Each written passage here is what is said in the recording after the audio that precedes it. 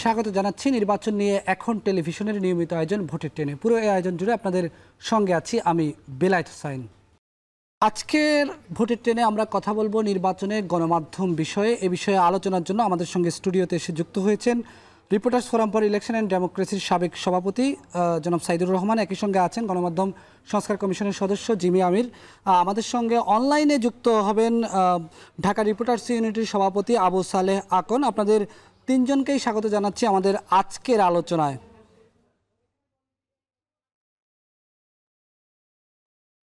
আমরা আলোচনা করব আজকের আলোচনার বিষয় আমরা দিয়েছি নির্বাচনে গণমাধ্যম। যে বিষয় নিয়ে আমরা আলোচনা করতে চাই এটি আমরা একটু আগে দেখে নিতে চাই যে আসলে কি বিষয় নিয়ে আমরা আলোচনা করব। যেই নীতিমালায় নির্বাচন কমিশনের উপর পক্ষ থেকে গণমাধ্যমের উপর আরোপ করা হয়েছে সেই নীতিমালাটা আমরা একটু দেখতে চাই।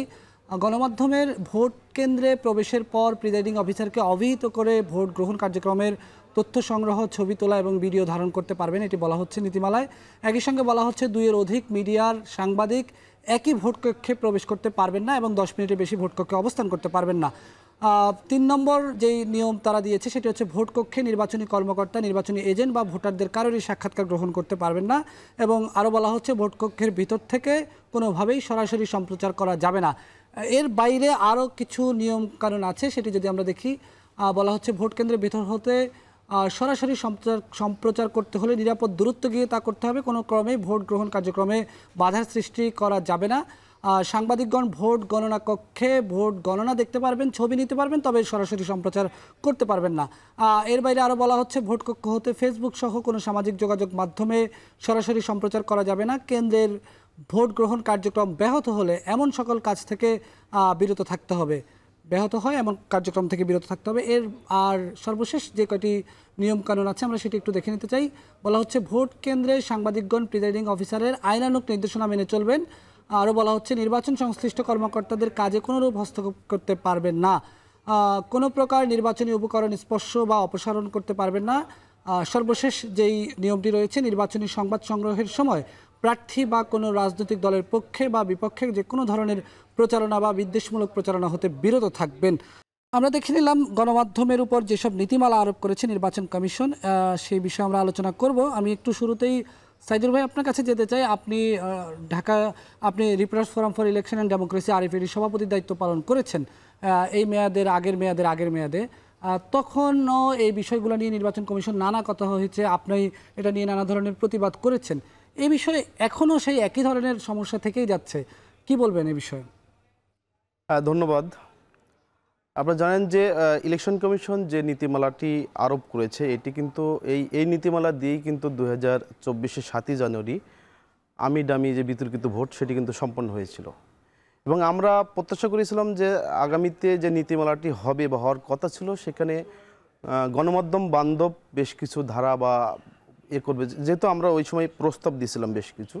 যাই হোক, কিন্তু আমরা দেখলাম যে বিগত যে নীতিমালাটি ছিল সেটির কপি পেস্ট ইলেকশন কমিশন, বর্তমান কমিশন তারা সেইভাবে প্রজ্ঞাপন জারি করেছে এবং আমরা বিগত 2024-এর 7ই জানুয়ারি যে নির্বাচনটি অনুষ্ঠিত হয় আপনি নিজেও জানেন যে এই নির্বাচনের আগে এই যে নীতিমালাটি ছিল এটি কিন্তু আমরা প্রত্যাখ্যান করেছিলাম সাংবাদিকরা, এবং প্রত্যাখ্যান করে আমরা মানববন্ধন পর্যন্ত করেছিলাম তৎকালীন সময়। এবং আমাদের নির্বাচন কমিশনে যে আমাদের সংগঠন আছে আরএফইডি, সেটির পক্ষ থেকে আমরা 7 দফা প্রস্তাবনা দিয়েছিলাম কমিশনকে। কিন্তু তার ভিতরে ওই সময় কিন্তু আরেকটি বড় ধরনের বিধিনিষেধ ছিল, সেটি পরবর্তীতে সংশোধন করা হয়, যে মোটরসাইকেলের বিধিনিষেধ। এবং তৎকালীন সময় বিদেশি কূটনীতিক এবং বাংলাদেশের নাগরিক সংগঠন, আমাদের বিভিন্ন সাংবাদিকদের যে সংগঠনগুলো আছে সব জায়গা থেকে তীব্র প্রতিবাদ এবং আমাদের সাংগঠনিক প্রতিবাদের ফলপ্রসূতে ইলেকশন কমিশন মোটরসাইকেল চলাচলের অনুমতিটা দিয়েছিল।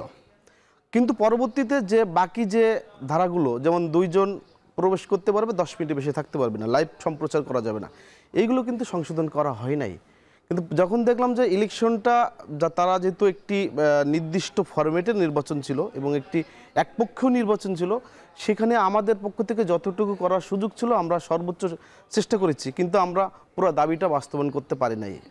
এখন আমাদের জন্য দুর্ভাগ্যের জায়গা হলো সেই বিগত কাজী হাবিবুল আওয়াল কমিশনের যে কালা কানুন আইন সাংবাদিকদের জন্য, সেটি দেখলাম যে বর্তমান কমিশন এম নাসিরউদ্দিন সাহেবের কমিশন পুরোটাই তারা রেখে দিয়েছে। এটা আমাদের জন্য খুবই দুর্ভাগ্য, কারণ আপনি যখন ভালো একটি নির্বাচন করবেন, সুষ্ঠু নির্বাচন করবেন, তখন আপনাদেরকে অবাধ তথ্য প্রবাহের সুযোগ তৈরি করতে হবে। আপনি যখন একটি ভোট কেন্দ্রে যাবেন, তখন আপনি যদি আগেই আপনার প্রিজাইডিং অফিসারের কাছে অনুমতি নিতে হয়, সেক্ষেত্রে আপনি তো ভালোভাবে ওই নির্বাচনের ওই কেন্দ্রের এটা কভার করতে পারবেন না।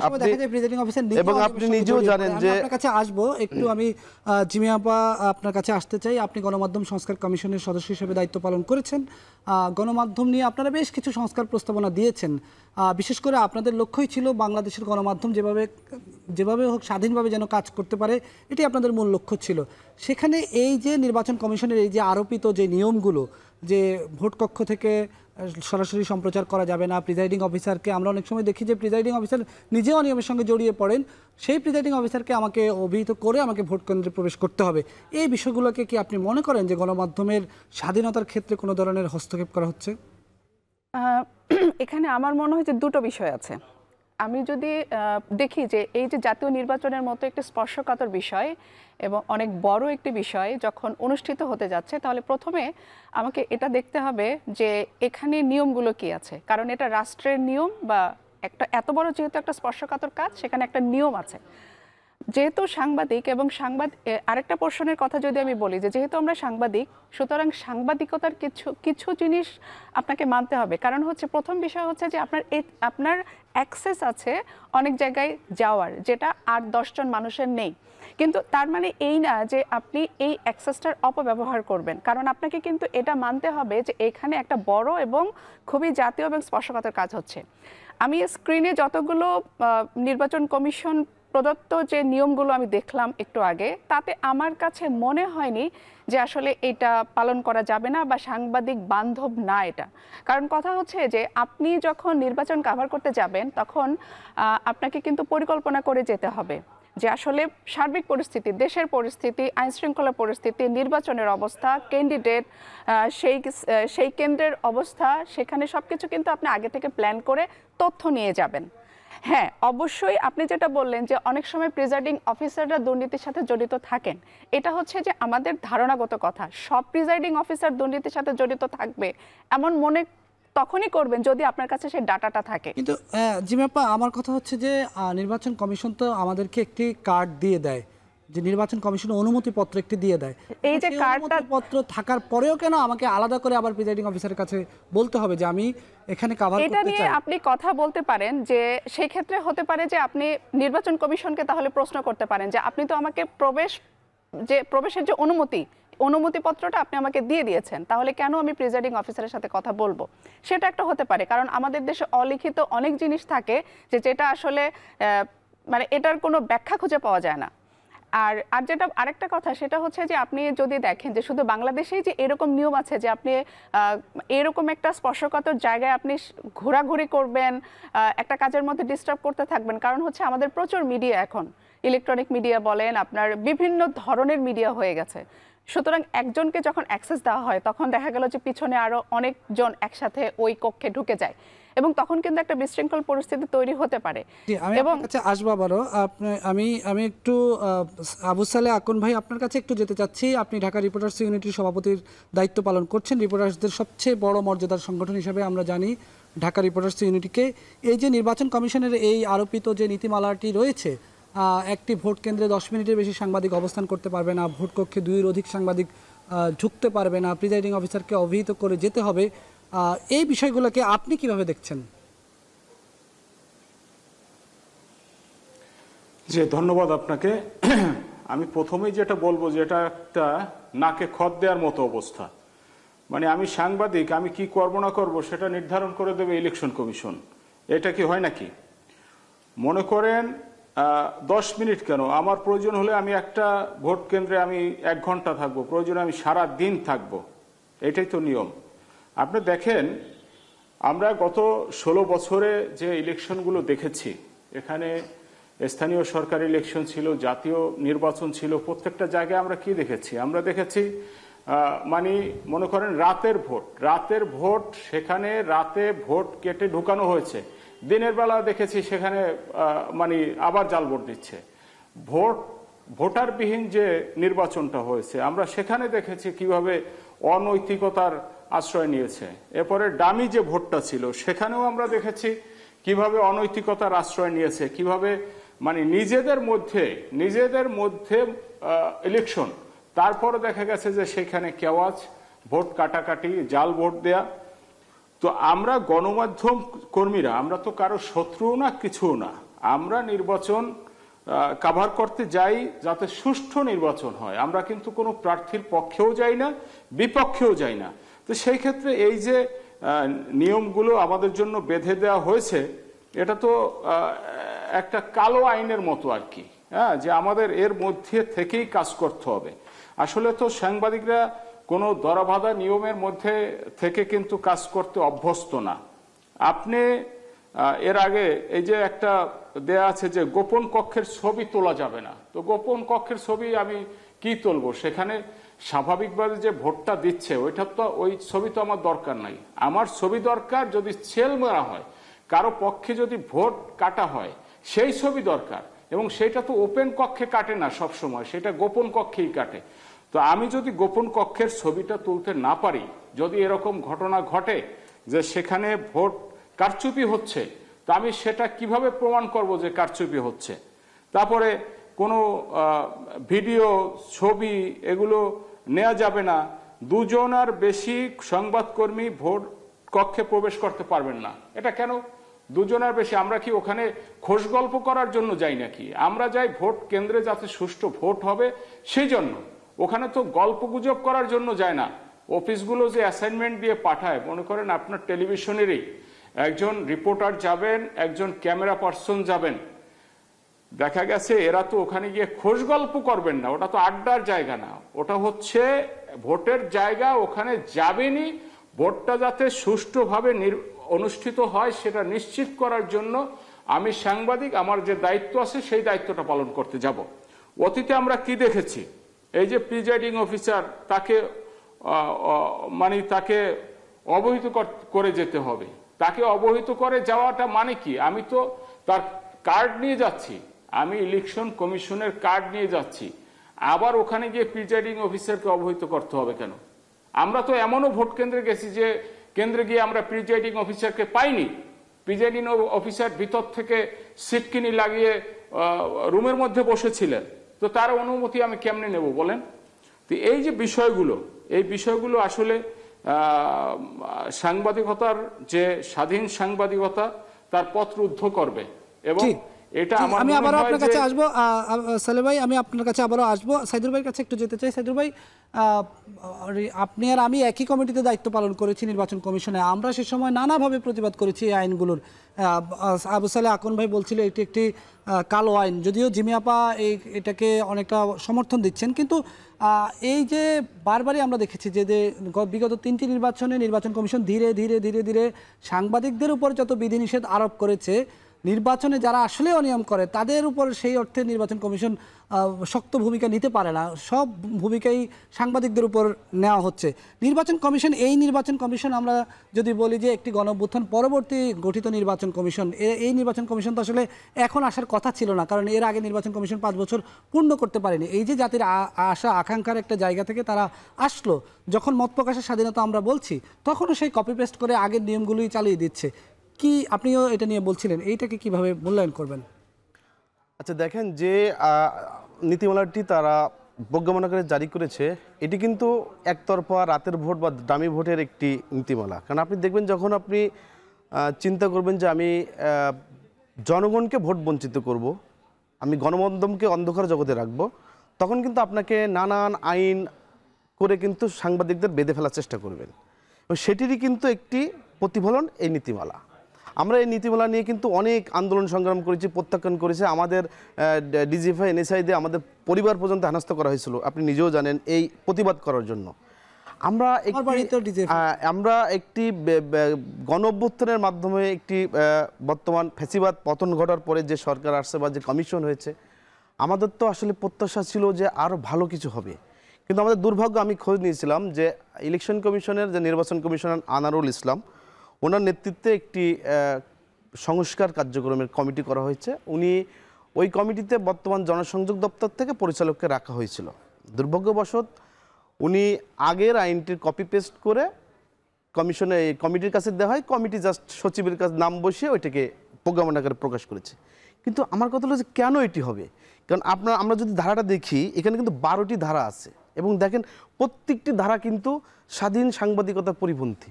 আপনি একটি একটি করে আসেন। একটি ভোট কেন্দ্র কিন্তু 3টা পার্ট আছে, আমরা কিন্তু এটা বারবার ভুলে যাই। প্রথম হলো ভোট কেন্দ্র, সেকেন্ড হলো ভোট কক্ষ, থার্ড হলো গোপন কক্ষ। আমরা কিন্তু এই সংজ্ঞাগুলো অনেকে বুঝি না ভালো করে। আমাকে আপনি ভোট কেন্দ্রে অবশ্যই যেতে দেবেন, আমাকে সেকেন্ড হলো ভোট কক্ষে যেতে দিতে হবে। আমি তো গোপন কক্ষে অনধিকার চর্চা করব না, কারণ ওটা আমার অধিকারের ভিতরে পড়ে না। আমি কখন করব, যখন আপনি অনিয়মে জড়িয়ে পড়বেন তখন আমি চেষ্টা করব আপনার সেই তথ্যটা সংগ্রহ করার। এর আগে তো আমি ওখানে যাব না, আমার যাওয়ার অধিকার তো নাই। আর আমরা যদি দেখি যে বিগত সময়ে আপনারা দেখেন যে প্রিজাইডিং কর্মকর্তারা, আমরা নিজেরাও নিউজ করেছি, আপনিও করেছেন, মিনিমাম 2 থেকে 300 প্রিজাইডিং কর্মকর্তা গ্রেপ্তার হয়েছিল এবং নানান মেয়াদে ইলেকশন কমিশন সাজাও দিয়েছিল। আপনি সর্বশেষ যদি আমরা দেখি গাইবান্ধা 5 আসনের নির্বাচনে আপনি নিজেও জানেন যে কতগুলো নির্বাচনী কর্মকর্তাকে সাজার আওতা নিয়ে আসা হয়েছিল। আমার কথা হলো যারা অনিয়মের সাথে জড়িত, কেন তাদের অনুমতি নিয়ে আমার ভোট কক্ষে যেতে হবে?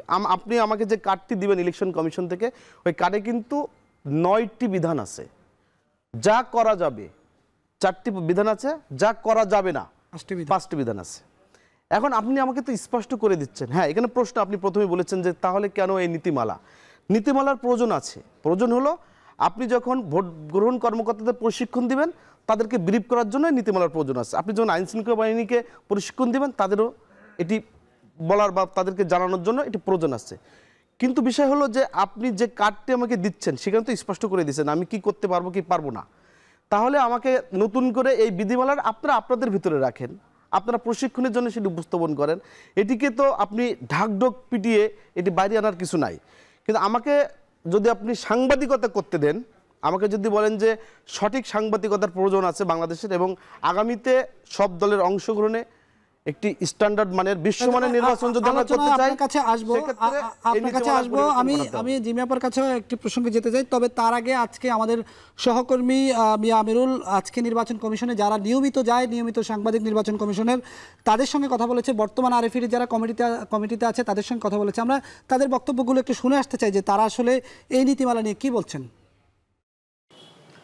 নির্বাচন কমিশন থেকে ভোটে ট্রেনে যুক্ত হয়েছি আমি মিয়া আমিরুল। প্রত্যেকটি সংসদ নির্বাচনের আগেই সাংবাদিকদের সাথে এক ধরনের টানাপোড়েন দেখা যায় ইসির সঙ্গে। এবারও তার ব্যতিক্রম নয়। এবার নির্বাচনী দায়িত্ব পালনে সাংবাদিকদের জন্য যে নীতিমালা করা হয়েছে তা নিয়ে ব্যাপক আপত্তির কথা বলছে সংবাদকর্মীরা। আমরা সে বিষয়ে কথা বলতে চাই, জানতে চাই, কথা বলবো নির্বাচন কমিশন বিটে কর্মরত সংবাদকর্মীদের সাথে। বর্তমান নির্বাচন কমিশন আছে, সেই কমিশন আইন বিধিমালা আরপিওতে ব্যাপক আকারে পরিবর্তন এনেছে, কিন্তু শুধুমাত্র গণমাধ্যম কর্মীদের জন্য যে নীতিমালাটি আছে সেটি কিন্তু ওইটিকেই রেখে দিয়েছে। অর্থাৎ একটি ঐক্য দেখলাম পূর্বের কমিশনের সঙ্গে বর্তমান কমিশনের একটি ভীষণ ভয়ানকভাবে একটা ঐক্য দেখলাম, যে ঐক্যটা হচ্ছে যেভাবে হোক না কেন সাংবাদিকদের ঠেকাও ভোট কেন্দ্রে প্রবেশের ক্ষেত্রে, একই সঙ্গে সংবাদ সংগ্রহের ক্ষেত্রে। কোনো রিপোর্টার কিংবা কোনো ক্যামেরা পার্সন ভোট কক্ষের ভিতরে গিয়ে সরাসরি সম্প্রচার করতে পারবে না, সেইটি করতে পারে, কিন্তু আমি যেন ভোট কক্ষের গেটে দাঁড়িয়ে জানলায় দাঁড়িয়ে যেন আমি সরাসরি দেখাতে পারি যে এখানে ভোট গ্রহণ কেমন চলছে। ইলেকশন কমিশন যদি নীতিমালায় সাংবাদিকদের সুরক্ষার বিষয়টা নিয়ে আসতো, এটা হচ্ছে গণমাধ্যমের স্বাধীনতা যেমন রক্ষা হতো, তেমনই হচ্ছে ভোটের খবরগুলো নির্বিঘ্নে প্রচার করতে পারতো। গণমাধ্যম কর্মীরা যে অনিশ্চয়তার মধ্যে রয়ে গেল, তাদের গণমাধ্যম কর্মীর কাজে বাধা দিলে যে যারা বাধা দিবেন তাদের বিরুদ্ধে যে ব্যবস্থা নেওয়ার কোনো একটি বিষয় এখানে যুক্ত করা হয়নি, সেই বিষয়টি এখানে যুক্ত করতে হবে। গত নির্বাচনগুলোতে 18 সালে বলেন কিংবা তারও আগে নির্বাচনগুলোতে বলেন, 24 সালের নির্বাচনে বলেন, ওই নির্বাচনগুলোতে আপনার হয়েছে কি যে ধরেন যে দল ক্ষমতায় থাকে তাদের নেতাকর্মীদের জন্য সাংবাদিক কার্ড একটা লিস্ট আসে, দলীয় কার্যালয় থেকে লিস্ট আসে, তখন এইখান থেকে ইলেকশন কমিশন থেকে যারা সাংবাদিক না তাদেরকেও কার্ড দেওয়া হয়। আমরা এই মুহূর্তে রয়েছি নির্বাচন কমিশন বিটে কর্মরত সাংবাদিকদের সংগঠন আরএফইডির কার্যালয়ে। নির্বাচন কমিশন গণমাধ্যম নীতিমালা নিয়ে যে প্রস্তাবনাগুলো দিয়েছে তা নিয়ে আমরা জানতে চাই সংগঠনটির সভাপতি কাজী জেবেল আমাদের সাথে রয়েছেন। নির্বাচন কমিশনের যে কার্ডধারী তারা ওইখানে প্রবেশের ক্ষেত্রে প্রিজাইডিং কর্মরত অনুমতি নেওয়ার বিষয়টি থাকবে না, এবং 10 মিনিটের বার যেটা যে প্রতিবন্ধক সেটা থাকবে না। আরেকটা বিষয় যে সাংবাদিক সুরক্ষা, অর্থাৎ আমরা অনেক ক্ষেত্রে গিয়ে দেখি যে ভোট কেন্দ্রে সাংবাদিক যখন প্রবেশ করতে যান তখন তাকে প্রবেশ করতে দেওয়া হয় না, কখনো কখনো মারধর করা হয়, ক্যামেরা ভাঙচুর করা হয়। তা আমরা বলেছি যে আরপিওতে এই ধরনের অপরাধের সাজার কথা বলা আছে, আমরা বলেছি যে নীতিমালাতে ওই আরপিওর ওই ধারাটাকে এখানে রেফারেন্স হিসেবে উল্লেখ করা। কমিশন বিডের সাংবাদিকরা বলছেন সাংবাদিকরা যাতে তাদের দায়িত্ব অবাধে পালন করতে পারে, তাদের উপর যেন কোনো প্রকার নিয়মের খোড়ল চাপিয়ে দেওয়া না হয়, তেমনই সিদ্ধান্ত নেবে নির্বাচন কমিশন, সেই প্রত্যাশা তাদের। আমরা শুনছিলাম নির্বাচন কমিশন বিটে কর্মরত সাংবাদিকরা কি বলছেন। জিমি, আপনার সংক্ষেপে একটু আপনার কাছে যাই, আপনার কথা শুনে আমরা একটু বিরতিতে যাব। একটু বলেন, আপনার টেলিভিশন সাংবাদিকতার বিশাল অভিজ্ঞতা রয়েছে, 10 মিনিট কি সম্ভব একটা লাইভের স্ট্যান্ড বাই করা, আবার লাইভটা শেষ করা, অনেক আগে থেকে ডিভাইসগুলো অন করা, 10 মিনিটে কিভাবে একটা ভোট কক্ষ? আমি প্রথমত আমি জনপ্রিয় কথা বলতে পারি না, যে আমি জনপ্রিয় কথা বলে মানুষের কাছে খুব গ্রহণযোগ্য হবে এটা আমি বলতে পারি না। আমার কথা হচ্ছে যে ইন্টারন্যাশনাল স্ট্যান্ডার্ডটা কি। আপনি যদি ফেডারেলের দিকে তাকান সেখানে কিন্তু বলা আছে যে 100 ফিটের মধ্যে আপনি থাকতে পারবেন না, এবং আপনি ভোট কেন্দ্রের বলতে মানে ভোট কক্ষের বা গোপন কক্ষের ধরেন আপনি ছবি ভিডিও এমনভাবে তুলবেন যে শুধুমাত্র নিউজের জন্য আপনি ইউজ করতে পারেন, কিন্তু ফেসবুকে দেওয়া বা অন্য কোনোভাবে ইউজ করে এটা আপনি করতে পারবেন না। আমার কথা হচ্ছে যে যেই সমস্যাগুলো তৈরি হয়েছে আপনারা মনে করছেন যে এটা আমাদের স্বাধীন সাংবাদিকতায় বা আমাদের আসলে ভোটের ইলেকশনের দিন আমরা আসলে তথ্যগুলো পাবো না, তাহলে উচিত ছিল প্রথমেই হচ্ছে যে কোনোভাবে নির্বাচন কমিশনের সাথে বিষয়টা নিয়ে আলোচনা করা এবং ইন্টারন্যাশনাল স্ট্যান্ডার্ডটা ফলো করা হয়েছে কিনা সেটা তাদের কাছে নিয়ে যাওয়া। এবং জানার জন্য বলি, অনেকবার আলোচনা হয়েছে, আমি সহ সেই বৈঠকে উপস্থিত ছিলাম, সাইদুর ভাইয়ের নেতৃত্বে অনেকবার হয়েছে, বর্তমান সভাপতি কাজী জেবেলের নেতৃত্ব হয়েছে, এর আগে সভাপতি, কিন্তু নেগোসিয়েশন চালিয়ে যেতে হবে, আশ্বাস দেয়, এই আশ্বাস কখনোই মানে না। আর আপনি ফেডারেলের উদাহরণ দিয়েছেন, আপনার ফেডারেলের মানুষের ভোটের প্রতি যে আস্থা, সেখানে ভোট যে ব্যবস্থা আছে সেই ব্যবস্থা তো বাংলাদেশে নেই। সবই ঠিক আছে, আমি আপনার কথা মানলাম। এই যে একটু আগে বললেন যে আপনি 10 মিনিট কি একটা ভিতরে থাকা সম্ভব কিনা, দেখেন এত মানে আপনি সাংবাদিক বলে আপনি কি যা ইচ্ছা তাই করবেন? মানে আপনাকে একটা কার্ড দেওয়া হয়েছে বলে কি আপনি আসলে যা ইচ্ছা তাই করবেন? আপনার এথিক্স কি বলে, আপনার বিবেক কি বলে? যা ইচ্ছা তাই বলতে কি বুঝেছেন? এই যে আপনি বললেন যে 10 মিনিট থেকে কি সম্ভব ওখানে? আসলে সম্ভব কিনা? 10 মিনিট কারিগরি কাজের জন্য কি 10 মিনিট সম্ভব একটা টেলিভিশনের জন্য? সেটা তো ওদের সমস্যা না, সমস্যাটা আপনার সলভ করতে হবে আপনার দিক থেকে। আপনি কিভাবে এটা কভার করবেন? আপনি ইলেকশন কমিশনে যেদিন যাবেন, যেদিন ভোটটা হবে সেদিন কিভাবে কভার করবেন, কোথা থেকে কভার করবেন, এই প্ল্যানটা পুরোটা আপনার থাকতে হবে। ইলেকশন কমিশন তো আপনার এই দায় নেবে না। আপনি কিভাবে কভার করবেন, 10 মিনিটে হবে কিনা, এটা তো হবে সম্ভব কিনা, আপনি আপনার জায়গা থেকে বলেন আমাকে, এটা কি সম্ভব কখনো? স্বাধীন সাংবাদিকতার কথাটা ভিন্ন জিনিস, ওখানে আপনাকে ঢুকতে কোনো বাধা দেওয়া হয়নি, আপনি অবশ্যই ঢুকতে পারবেন। আপনি চাইলে 1 ঘন্টা পরে আবার 10 মিনিটের জন্য ঢুকতে পারবেন। হ্যাঁ, এখানে এইটা আছে কিনা সেটা আপনি জেনে নেন, যে আমি 10 মিনিটের জন্য একবার ঢুকবো, ঢুকে আমি 10 মিনিট থাকবো, প্রয়োজনে আমি আবার যাব। আপনি কতবার যেতে পারবেন ওই ভোট কক্ষে সেটা আপনি জেনে নিতে পারেন। শুধু যদি সারাদিনের জন্য 10 মিনিট হয় তাহলে এক্ষেত্রে অবশ্যই আপনার নেগোসিয়েশন করার জায়গা আছে, এবং এই বিষয়গুলো নিয়ে কিন্তু ব্যাপকভাবে আলোচনারও জায়গা আছে। আমাদের যারা নিউজ রুমের গেটকিপার আছেন তারা কিন্তু অবশ্যই প্রয়োজনে এটা কিন্তু মন্ত্রীদের সাথে উপদেষ্টাদের সাথেও বসতে পারেন, যে না আসলে আমরা যেই স্বাধীন গণমাধ্যমের কথা বলছি। আজকে একজন উপদেষ্টা এটা নিয়ে কথা বলেছেন, আমরা সেটাও শুনবো, তবে আজকে আমরা আলোচনা করবো এই প্রসঙ্গে আরও। তবে তার আগে নিচ্ছি ছোট্ট একটি বিরতির পর ফিরে এসে আবারও যুক্ত হব ভোটের ট্রেনে।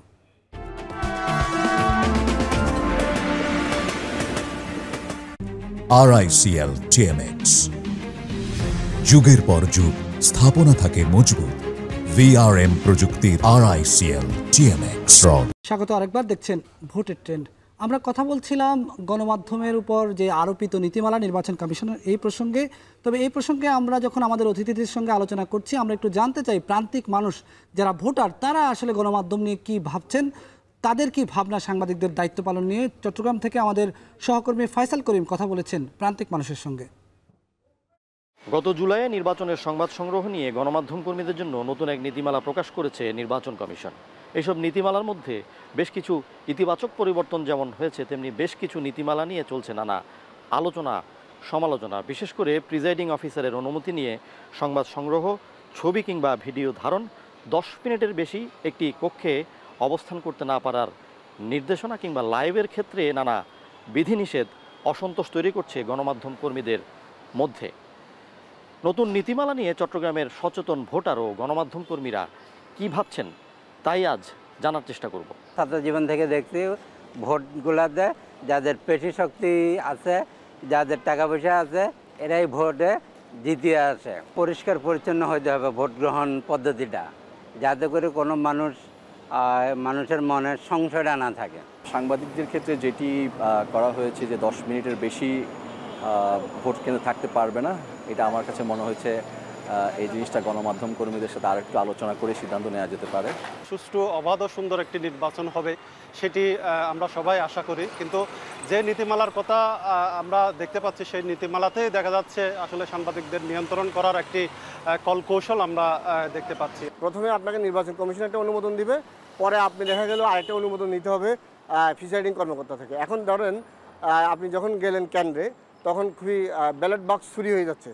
তো এই ক্ষেত্রে আপনি কোথায় কি আগে ফুটেজটা নেবেন নাকি প্রিসাইডিং অফিসারকে খুঁজে বের করবেন? কার্ডগুলো নেওয়ার পরে আবার কেন্দ্র গিয়ে আমাকে পারমিশন নিয়ে কেন্দ্রে ঢুকতে হবে, কেন্দ্রে অবস্থান করতে হবে, অথবা আমি কতক্ষণ অবস্থান করতে পারবো, সেই বিষয়গুলো যখন চলে আসে এটা অনেকটা এরকম যে আমাকে মানে সাঁতার কাটতে অনুমতি বা অনুমোদন দেওয়ার পরে আবার আমার হাত পা বেঁধে দেওয়ার মতো। পূর্ববর্তী সময়গুলোতে আমরা যে নির্বাচনী সংবাদ সংগ্রহে গিয়ে যে ধরনের বাধার মুখে বিশেষত স্থানীয় অর্থাৎ আমাদের দেশীয় সংবাদকর্মীরা পড়েছে, আমি যেটা ভাবছি যে সামনের নির্বাচনগুলোতে যদি এই ধরনের নিয়ম কানুন চলমান থাকে তাহলে সেটি আবার একই রকম হওয়ারই আশঙ্কা আমরা করছি। খুব বেশি পরিবর্তন করিনি। তার মানে হচ্ছে যে আগের যে নেতিবাচক দিকগুলো ছিল সেই দিকগুলোকে আপনিও বহন করে যাচ্ছেন। তার মানে কি আপনি একটি স্বচ্ছ নির্বাচন চান কিনা, বা গণমাধ্যম সেখানে অনিয়ম হচ্ছে বা ভালো জিনিসগুলো তুলে ধরুক সেটা আপনি চান কিনা, সেটা নিয়ে তো অবশ্যই প্রশ্ন তোলা যায়। নতুন নীতিমালায় যেসব বিষয় নিয়ে সমালোচনা হচ্ছে সেসব সংশোধনে সম্প্রতি রাজধানীতে এক মত বিনিময় সভায় নির্বাচন কমিশনকে বেশ কিছু প্রস্তাবনা দিয়েছে সাংবাদিকদের একটি সংগঠন। এসব প্রস্তাবনা পর্যালোচনায় ইতিবাচক সাড়া দিয়েছে কমিশন। চট্টগ্রামের গণমাধ্যম কর্মী ও সচেতন ভোটাররা মনে করেন এসব প্রস্তাবনা বিবেচনায় নিলে একটি অবাধ, নিরপেক্ষ ও সুষ্ঠু নির্বাচন নিশ্চিতে গণমাধ্যম শক্তিশালী ভূমিকা পালন করতে পারবে। আমরা শুনছিলাম প্রান্তিক মানুষের কথা, একই সঙ্গে ঢাকার বাইরে যারা সাংবাদিকতা করেন সেই সমস্ত আঞ্চলিক মফস্বল সাংবাদিকদের কথা আমরা শুনছিলাম। আমরা আলোচনায় ফিরতে চাই। আমি একটু আবু সালেহ আকন ভাইকে দিয়ে এই পর্বের আলোচনা শুরু করতে চাই। সালেহ ভাই, আপনার কাছে যেটা প্রশ্ন, যে বাংলাদেশে রিপোর্টারদের সবচেয়ে বড় মর্যাদার সংগঠনের সভাপতি আপনি, আমরা দেখছি গত কয়েক বছর ধরে গত কয়েকটি নির্বাচনে যখনই এই নীতিমালা নিয়ে নানা ধরনের সমালোচনা হচ্ছিল, নির্বাচন কমিশনের সঙ্গে এক ধরনের যুদ্ধ হচ্ছিল সাংবাদিকদের, শুধুমাত্র এটি নিয়ে নির্বাচন কমিশন বিটে কর্মরত সাংবাদিকদের সংগঠনই এটা নিয়ে কথা বলছে, তারাই এটা নিয়ে মানববন্ধন করছে, তারাই কর্মসূচি দিচ্ছে, তারাই আলোচনায় বসছে। আপনাদের পক্ষ থেকে কেন এই বিষয় নিয়ে কোনো আলোচনা নেই? আপনারা কেন এই জিনিসটাকে জাতীয়ভাবে নিয়ে আসার কাজ করছেন না? কারণ এই সমস্যাটা তো শুধু আসলে নির্বাচন কমিশন বিটে কর্মরত সাংবাদিকদের নয়, এটা তো সামগ্রিকভাবে সব সাংবাদিকদের। জি, ধন্যবাদ। আসলে নির্বাচন বিটে যারা কর্মরত থাকেন তারাই কিন্তু এর প্রতিবাদটা শুরু করেন আর কি। শুরু করেন এই কারণে যে তাদের কিন্তু একেবারে সামনে থেকে ফেস করতে হয়। যেমন মনে করেন যে যারা ক্রাইম রিপোর্টার থাকেন, পুলিশের সাথে র্যাবের সাথে যদি কোনো কিছু হয় তারা কিন্তু সামনে থেকে সেটা ফেস করেন। তেমনি ইকোনমিক বিটের যারা আছেন তারা কিন্তু বাংলাদেশ ব্যাংক বলেন বা কোনো আর্থিক সংগঠনের সাথে যদি কোনো কিছু হয় তারা কিন্তু ফেস করেন। তো এই ক্ষেত্রে নির্বাচন কমিশন বিটে যারা কাজ করতেছেন তারাই কিন্তু সবচেয়ে বেশি ভুক্তভোগী হবেন।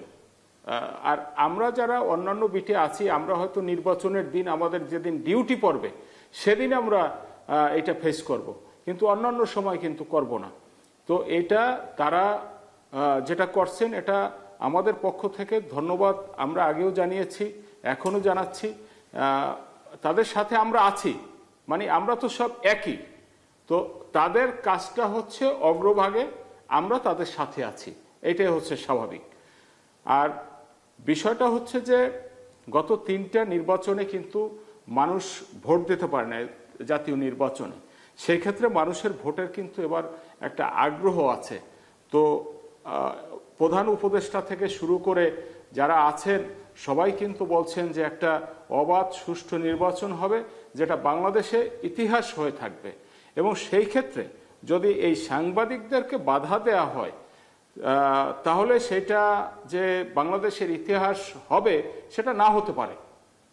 আমাদের প্রিজাইডিং অফিসার যারা আছে, ডিসি এসপি যারা আছেন, নির্বাচন কমিশনে যারা আছেন, তারা তো অতীতেও ছিলেন। হয়তো এক এসপি আছেন যিনি একটা জেলার এসপি ছিলেন, আজকে আর একটা জেলার এসপি। ওই সময় হয়তো উনি এডিশনাল এসপি ছিলেন, এখন এসপি। কিন্তু ওনারা তো গত 16 বছরে যে নির্বাচনগুলো, কারচুপি নির্বাচনগুলো হয়েছে, সেখানে তারা দায়িত্ব পালন করেছেন। তো তাদের কাছ থেকে আমরা অতটা স্বচ্ছতা আশা করি না। আমরা কিন্তু মনে করেন আমার কিন্তু অনেক নির্বাচনে এক লাইনও লিখতে হয়নি, কিন্তু তারপরেও আমি নির্বাচন দেখার জন্য গিয়েছি যে নির্বাচনটা কেমন হয়। আমরা দেখেছি ভোট কেন্দ্রে কুকুর ঘুমাচ্ছে, তো ভোট শেষে দেখলাম যে সেখানে 80% নাকি কাস্ট হয়েছে। তো এটা আমাদের ওই সময় হাসাহাসি করা ছাড়া লেখার কিছু ছিল না, লেখলে আমাদের রোশানলে পড়তে হতো।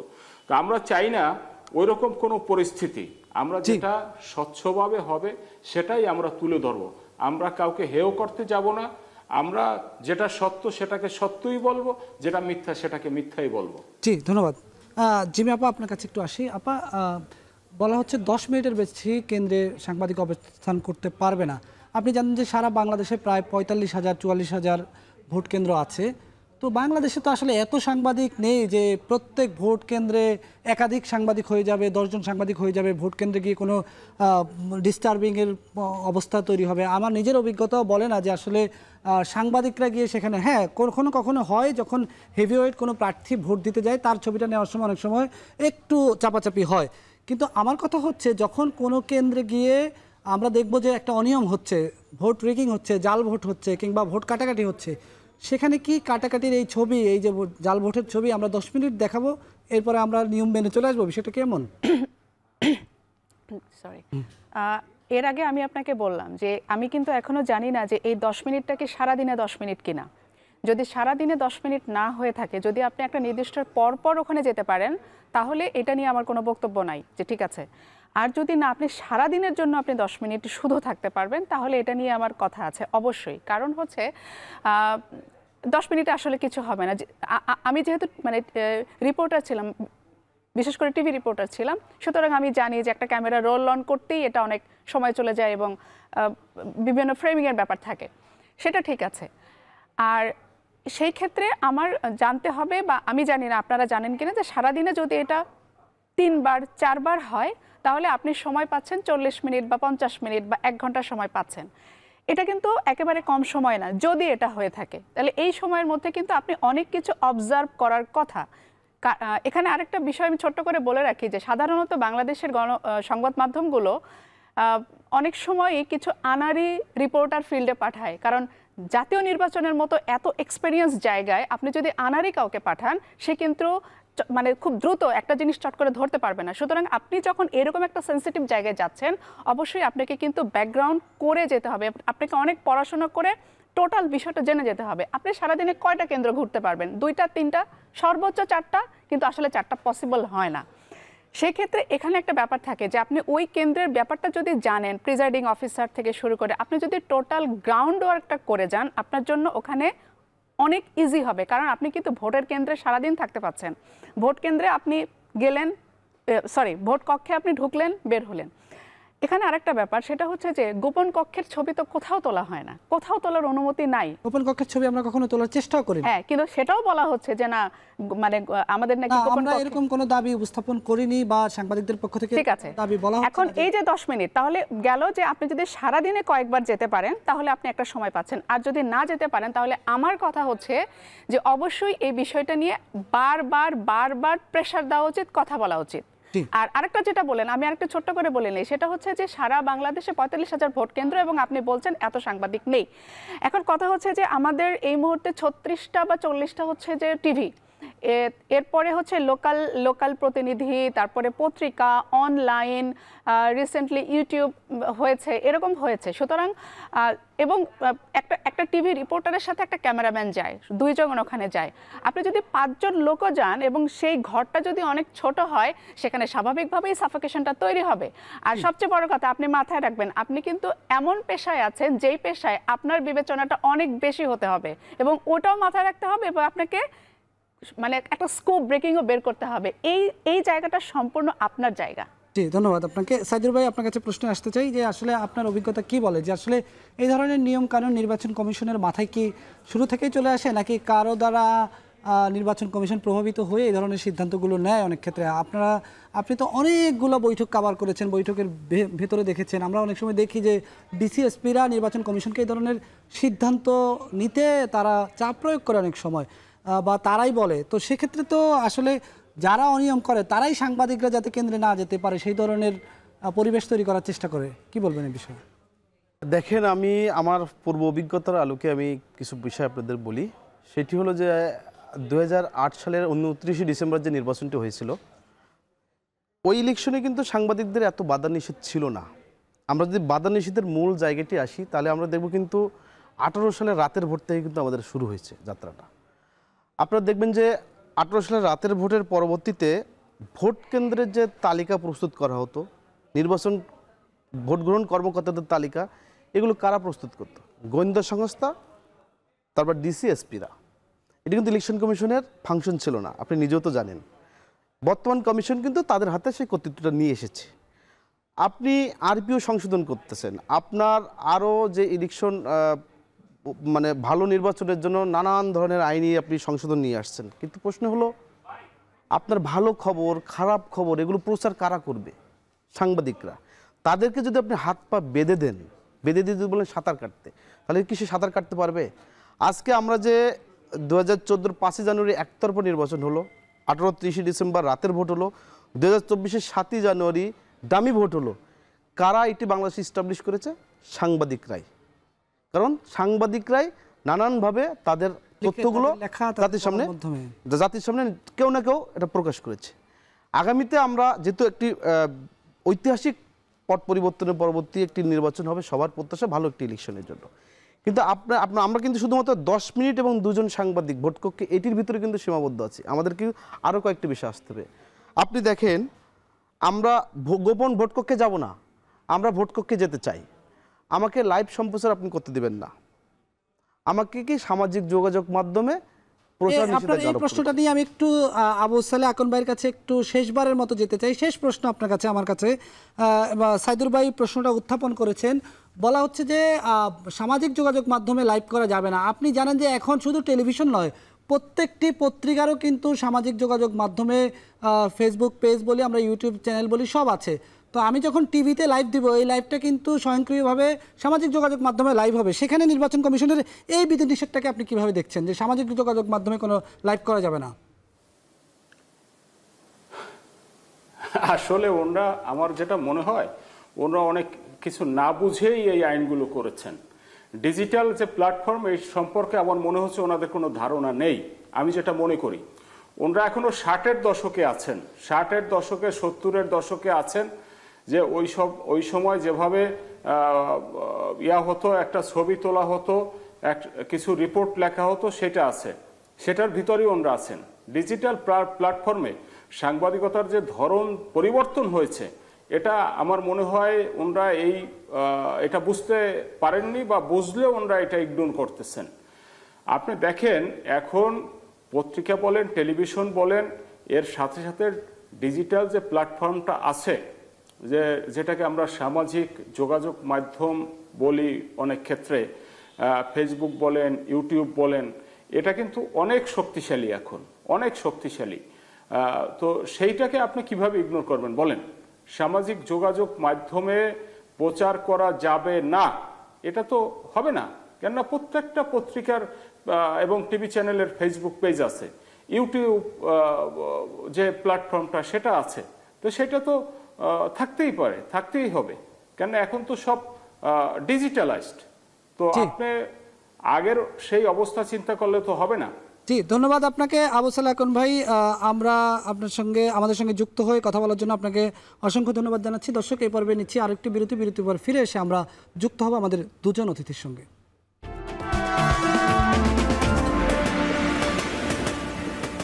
স্বাগত আরেকবার, দেখছেন ভোটের ট্রেন। এই পর্বের শুরুতে আমরা একটু দেখে নিতে চাই, আজকে তথ্য উপদেষ্টা কথা বলেছেন নির্বাচনে সাংবাদিকদের দায়িত্ব পালন নিয়ে, অবাধ তথ্য সংগ্রহ নিয়ে তিনি তার মতো করে ব্যক্ত করেছেন।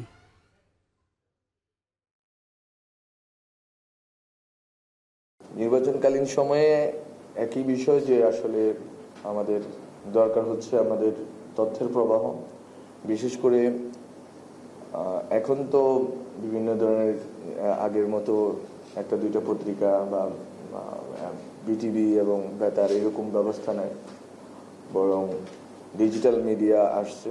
এবং শেখ হাসিনার আমলে গত 15 বছরে এই ডিজিটাল মিডিয়া, এবং এটা আমল বিষয়ে না, এটা হচ্ছে পুরো দুনিয়াতে ডিজিটাল একটা মিডিয়ার বিস্তার ঘটছে। আমরা শুনলাম তথ্য উপদেষ্টার কথা। জিমি আপা শুনলেন, তথ্য উপদেষ্টা নিজেও চান যে সাংবাদিকরা যাতে অবাধে নির্বাচনের সময় দায়িত্ব পালন করতে পারে। আপনি তো এখানে, আমরা অনেকগুলো নিয়মের মধ্যে আমরা একবারে কি পয়েন্টে 12টা নিয়ম আমরা দেখিয়েছি। আপনি কি মনে করেন ঠিক কোন কোন জায়গাগুলো এখন সংশোধন করা দরকার? এই যে একটা অনুমতিপত্র থাকার পরও আমাকে প্রিজাইডিং অফিসারের কাছে যেতে হবে, এটা আমার কাছে একটু অস্পষ্ট লাগলো। কারণ কেন আমাকে প্রিজাইডিং অফিসারের কাছে যেতে হবে? কারণ আপনি তো আমাকে জেনে বুঝে অনুমতিপত্রটা দিয়েছেন, এবং আমার মানে ওই অনুমতিপত্রের বাইরেও আমার নিজস্ব অফিসিয়াল কার্ড আছে, আমি সেই কার্ডটাও শো করতে পাচ্ছি। তো সেটা থাকার পরেও প্রিজাইডিং অফিসার কাছে যাওয়া এবং উনি অনুমতি দেবেন না, তো যখন অনুমতি দেবেন না তখন স্বাভাবিকভাবে এখানে একটা বাধা তৈরি হচ্ছে, এবং এটা সবচেয়ে প্রথম বাধা যে আপনি একদম ভেতরেই মানে কেন্দ্রেই ঢুকতে পারছেন না, এটা একটা বড় বাধা। আমি মনে করি যে এটা থাকা উচিত না। যেহেতু আমরা সবাই বলছি যে এত বছর পরে আসলে মানুষ ভোট দিতে আসবে বলে আমরা ধারণা করছি, যদি আমরা সেই পরিবেশটা করতে পারি, তাহলে এই পরিবেশ করে দেওয়ার প্রথম আমি বলবো যে মানে আই হিসেবে কাজ করবে সাংবাদিকরা। তাহলে শুরুতেই যদি গেটেই তিনি বাধাপ্রাপ্ত হন এবং ওনাকে যদি এসে প্রিজাইডিং অফিসারের সাথে বাকবিতণ্ডা করতে হয়, তাহলে এটা প্রথমেই এক ধরনের বাধা, এবং সেই ক্ষেত্রে আমাকে ধরে নিতে হবে যে আসলে নির্বাচন আসলে কতটা স্বচ্ছ হবে, সেটা একটা বিষয়। আরেকটা বিষয় আমার কাছে মনে হয় যে আমি যেটা বারবারই বলছি যে আসলে আপনি একসাথে কতজন সাংবাদিক একটা কেন্দ্রে যায় বা যাবে এটা আমরা এখনো পর্যন্ত জানি না, বেশি যাবে না কম যাবে সেটাও জানি না। এরকম করা যেতে পারে কিনা যে সাধারণত অনেক জায়গায় আমরা দেখি যে ভোট কক্ষগুলো ছোট ছোট হয়, সাধারণত সেখানে যাওয়া আসাটা একটু অসুবিধা হয়। এটা এমন করা যায় কিনা যে বড় হলরুম এমনভাবে নেওয়া যে সুন্দরভাবে একদিকে ভোটটা চলছে, ভোটের মতো ভোট চলছে, আরেক দিকে সুন্দরভাবে সাংবাদিকরা যাচ্ছে, ওখানে থাকছেন, এইরকম করা যায় কিনা? তাহলে একটা স্পেস পাওয়া গেল, তাহলে কেউ কাউকে আসলে বিরক্ত করতে পারে না, এবং সাধারণত এখানে আর কাউকে ডিস্টার্ব করার কোনো জায়গা থাকছে না। আর যেটা বলা হচ্ছে যে দুর্নীতি হবে কিনা, অনিয়ম হবে কিনা, এটা কিন্তু আসলে 10 মিনিটে আপনিও যে ভেতরে থেকে আসলে এটা দেখতে পারবেন এটা কিন্তু কোনো নিশ্চয়তা নাই। সো 10 মিনিট সময়টা আসলে কোনো দিকেই যে খুব একটা কাজের তা না। আপনি হয়তো একটা ছবি নিতেই আপনার 10 মিনিট চলে যায় খুব স্বাভাবিকভাবে, সারাদিনের অনেক ফুটেজ আমাদের কালেক্ট করতে হয়, সুতরাং 10 মিনিট সময় ছবি নেওয়ার জন্য। লাইভ আপনি এমনিতেও ভেতরে করতে পারবেন না, এটা আপনাকে মানে ওই কক্ষের বাইরে এসে করতে হবে। সেক্ষেত্রে এই জায়গাগুলো অন্তত ভিতরে একজন সাংবাদিক গিয়ে যাতে কিছুটা পরিস্থিতিটা অবজার্ভ করতে পারে, দেখতে পারে, এটার ব্যবস্থাটা যদি করা যায় তাহলে আমরা ধরে নিতে পারি যে কিছুটা তো স্বচ্ছতা এখানে চলে আসতেই পারে। ধন্যবাদ আপনাকে। সাইদুর ভাইয়ের কাছে একবারে শেষ প্রশ্নে যেতে চাই। সাইদুর ভাই, এই যে সমস্যাগুলো নিয়ে আমরা কথা বলছি, এই যে আরোপিত নীতিমালা নিয়ে আমরা কথা বলছি, বারবার বৈঠক হয়েছে, আপনার সময় হয়েছে, আপনার পরে যে 2টা কমিটি এসেছে সেই কমিটিতেও বৈঠকগুলো হয়েছে, আপনি কতটা আশাবাদী যে এই সমস্যাগুলো আসলে সমাধান হবে? দেখেন, প্রথমত হলো যে আপনাকে একটা জিনিস বিশ্বাস করতে হবে যে আপনি ভালো নির্বাচন চান কিনা। যদি আপনি ভালো এবং সুষ্ঠু নির্বাচন চান, অবশ্যই আপনাকে নীতিমালা পরিবর্তন করতে হবে, কারণ এই নীতিমালা রেখে কিন্তু কোনোভাবেই বিতর্কমুক্ত নির্বাচন সম্ভব না। তার মানে আপনাকে আগে চিন্তা করতে হবে আমি বিতর্কমুক্ত নির্বাচন চাই কি না। আমি মনে করি অবশ্যই আমাদের মাননীয় প্রধান উপদেষ্টা উনি বিতর্কমুক্ত নির্বাচন চান, বর্তমান কমিশনে সেটা চাই। আপনি নিজেও জানেন যে আমরা কয়েকদিন আগে আমাদের যে সংগঠন আছে আরএফইডি, সেখানকার সিনিয়র নেতৃবৃন্দ সহ সবাইকে নিয়ে আমরা বৈঠক করেছিলাম। আমরা সেখানে আমাদের মতামতটা উপস্থাপন করেছি, এবং বর্তমান আরএফইডি বর্তমান নেতৃবৃন্দ বর্তমান ইলেকশন কমিশনের সাথে একটি বৈঠকও সম্পন্ন করেছে। সেই বৈঠকে কিন্তু আমরা আমাদের পক্ষ থেকে বেশ কিছু দাবি দেওয়া দিয়েছি। দাবি দেওয়ার ভিতরে অন্যতম হলো যে আমরা অনুমতি নিয়ে যাব না কক্ষে। আমাদের এইটা হলো যে আমাদের জন্য একটি মানে টোটালি কানুন আইন, এটা সম্ভব না কোনোভাবেই। আমি গোপন কক্ষে যাব না, বাট ভোট কক্ষের কিছু দৃশ্য আমাকে অনুমতি দিতে হবে, কারণ আমি সেখানে তো আর গ্যাদারিং করব না। তারপর হলো আমাকে লাইভ সম্প্রচারের সুযোগটা তৈরি করতে হবে, কারণ এখন প্রযুক্তির যুগ।